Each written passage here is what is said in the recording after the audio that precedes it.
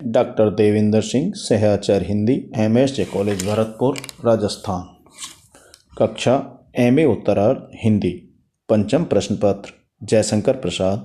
पुस्तक चंद्रगुप्त नाटक। प्रकरण चंद्रगुप्त का चरित्र चित्रण।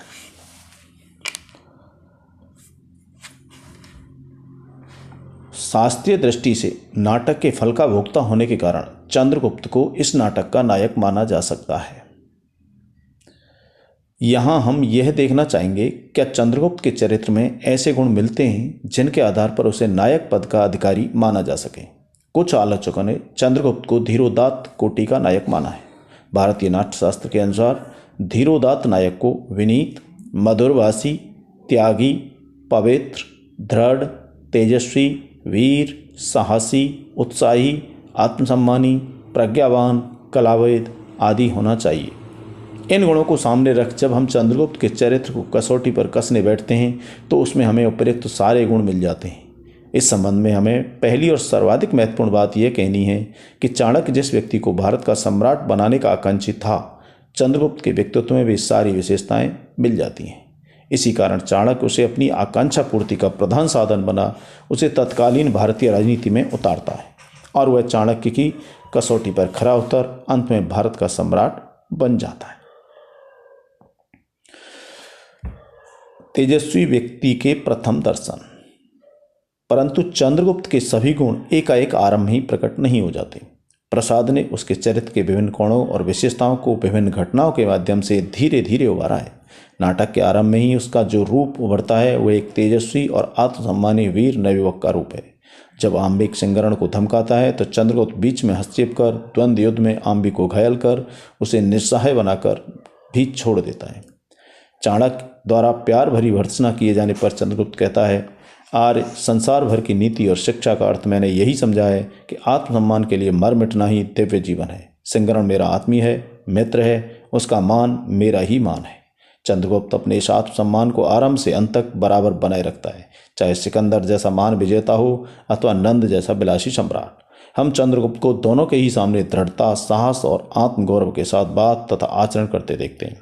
कोई भी व्यक्ति उसे अपने सामने झुका नहीं पाता। वह प्रत्येक अवसर पर अपने अद्भुत साहस, दृढ़ता और वीरता का परिचय देता है। जब सिकंदर उसे बंदी बना लेने की आज्ञा देता है तो चंद्रगुप्त अकेला ही उसके सेनापतियों को घायल कर साफ बचकर निकल जाता है। न्याय के लिए संघर्ष करना और विपन्नों की रक्षा करना वह अपना कर्तव्य समझता है। इसी कारण वह फिलिप्स में से कार्निया की रक्षा कर उसे अपना शत्रु बना लेता है। चीते से कल्याणी की रक्षा कर उसे कृतज्ञता के पास में बांध लेता है। नंद द्वारा चाणक्य को बंदी बना लिए जाने पर वह समय पर बंदी गृह पहुंच प्रहरियों का वध कर चाणक्य को मुक्त करा लेता है। युद्ध क्षेत्र में भी हम उसे मालव क्षुद्रक गणराज्यों की सम्मिलित वाहिनी के प्रधान सेनापति के रूप में सिकंदर के विरुद्ध युद्ध का कुशल संचालन करते तथा स्वयं भी वीरतापूर्वक युद्ध करते हुए देखते हैं।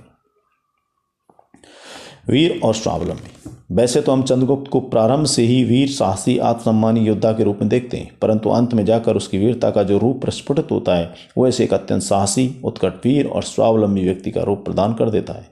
जब चाणक्य उसे नाराज हो मगध छोड़कर चला जाता है और उसे सीमांत पर सिलूकस के आक्रमण का सूचना मिलती है, साथ ही महाबलाधिकृत के पद से त्याग पर देने वाला सिंगरण का पत्र उसे प्राप्त होता है, तो हम चंद्रगुप्त को साहस खोता हुआ नहीं देखते। उस समय ही वह सच्चे अर्थ में दृढ़ निश्चयी वीर और योग्य भारत सम्राट के रूप में हमारे सामने आता है। वह सिंगरण का पत्र लेकर आने वाले नायक से कहता है, सिंगरण इसी प्रतीक्षा में है कि कोई बलाधिकृत जाए तो वे अपना अधिकार सौंपते हैं। नायक, तुम खड़ग पकड़ सकते हो और उसे हाथ में लिए सत्य से विचलित तो नहीं हो सकते। बोलो, चंद्रगुप्त के नाम से प्राण दे सकते हो। मैंने प्राण देने वाले वीरों को देखा है। चंद्रगुप्त युद्ध करना जानता है और विश्वास रखो, उसके नाम का जयघोष विजयलक्ष्मी का मंगल गान है। आज से ही मैं ही बलाधिकृत हूँ। मैं आज सम्राट नहीं सैनिक हूँ। चिंता क्या, सिंगरण और गुरुदेव न साथ दें। डर क्या, सैनिकों सुन लो, आज से मैं केवल सेनापति हूँ और कुछ नहीं। ये एक महादुर्दर्श, अमित शक्तिशाली, उदात्त चरित्र और घोर आत्मभावना विश्वासी व्यक्ति का प्रकाशन करने वाला कथन है। चाणक्य उसके इसी रूप को उभारना चाहता था। वह उसके अमित साहसी, वीरोद्ध और दृढ़ शासक का रूप है। उदारता और कृतज्ञता की प्रतिमूर्ति। प्रसाद ने चंद्रगुप्त के चरित्र का निर्माण प्राचीन भारतीय आदर्श के अनुरूप ही किया है। इसी कारण हमें उनके चरित्र में उदारता और कृतज्ञता की भावनाएं भरपूर मात्रा मिलती हैं। पराजय तथा सत्तरहीन शत्रु पर हथियार उठाना भारतीय आदर्श के विपरीत माना जाता रहा है।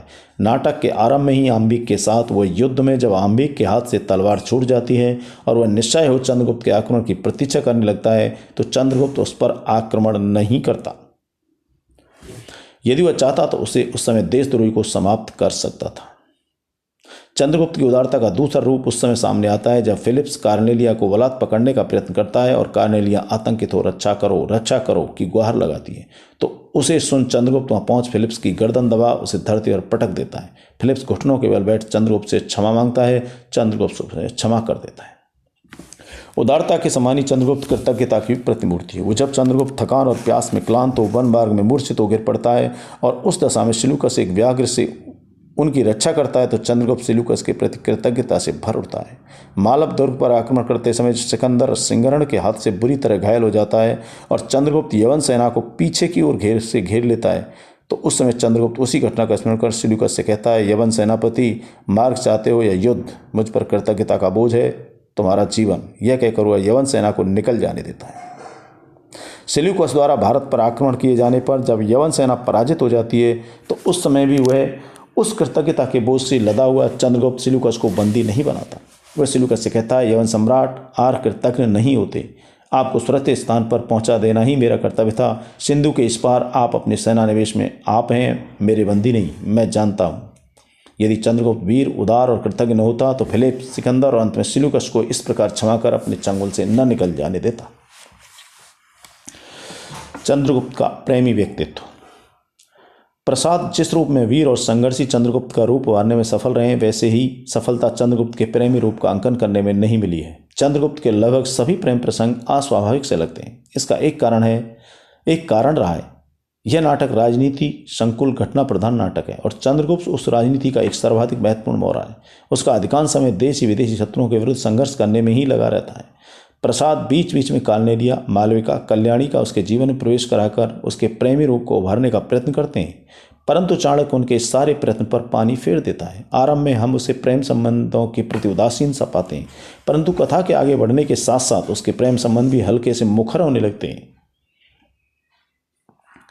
कार्नेलिया के प्रति उसके मन में आकर्षण है, परंतु आकर्षण कार्नेलिया के लिए पहले भारत से लौट जाने पर चंद्रगुप्त को विरह व्याकुल नहीं कर पाता। कल्याणी उसकी बाल सहचरी रही है, वह उसके प्रति बुरी तरह से आकर्षित है, परंतु हम चंद्रगुप्त को उसके प्रति रंच मात्र भी आकर्षित नहीं देखते।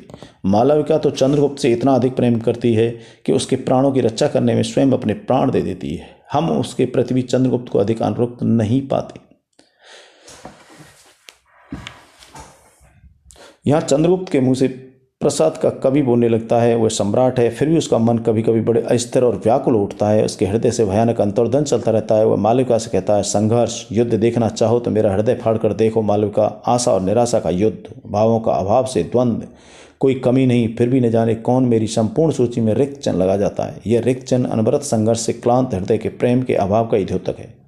ऐसा मन किसी के प्रेम में अखंड डूबकर अपनी क्लांति भुला देना चाहता है।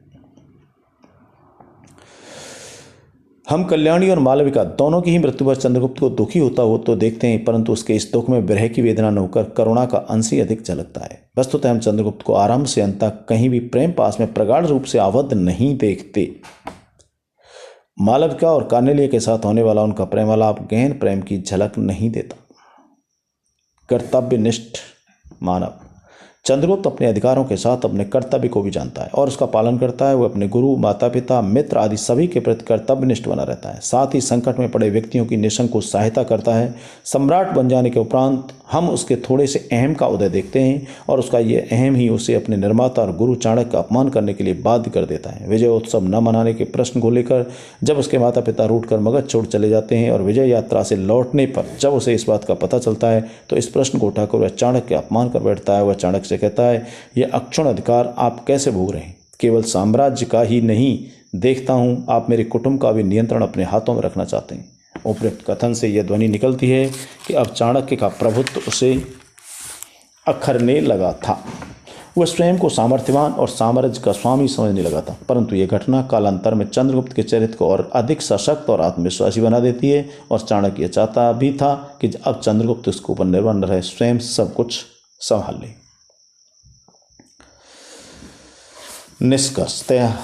निष्कर्ष यह है कि चंद्रगुप्त उच्च कुलोद्भव है। वह मौर्यवंशीय वृषल क्षत्रिय है। उसका पिता मगध का सेनापति है। चंद्रगुप्त वीर, साहसी, मेधावी, बागपुट, विनयी, उदार और शीलवान है। उसका व्यक्तित्व इतना तेजस्वी है कि वह अनायास ही सबको अपने प्रति आकर्षित कर लेता है।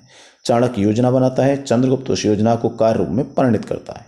इस प्रकार चंद्रगुप्त और चाणक्य मिलकर भारत के भाग्य का नया निर्माण करते हैं। हम चंद्रगुप्त के चरित्र में आरंभ से अंत तक कहीं भी स्खलन होता नहीं देखते। वह चाणक्य के निर्देश में अपने चारित्रिक बल, वीरता और बुद्धि कौशल के सहारे सफलता के मार्ग पर निरंतर आगे बढ़ता चला जाता है और अंत में एक ऐसे दृढ़ आत्मविश्वास से भरे राष्ट्र नायक के रूप में बढ़ता है जो अपने निर्माता चाणक्य और सहोदर तुल्य मित्र संग्रहण द्वारा साथ छोड़ दिए जाने पर भी विचलित नहीं होता। इन संपूर्ण विशेषताओं का समावेश कर प्रसाद ने चंद्रगुप्त के चरित्र का जो रेखांकन किया है उससे यह ध्वनि निकलती है कि वह मगध सम्राट बनने की क्षमता रखता था, फिर भी चाणक्य की तुलना में वह फीका पड़ जाता है। साम्राज्य का निर्माण और संचालन केवल शस्त्र बल, शौर्य और साहस द्वारा ही संभव नहीं होता, उसके लिए बुद्धि की आवश्यकता सबसे पहले होती है।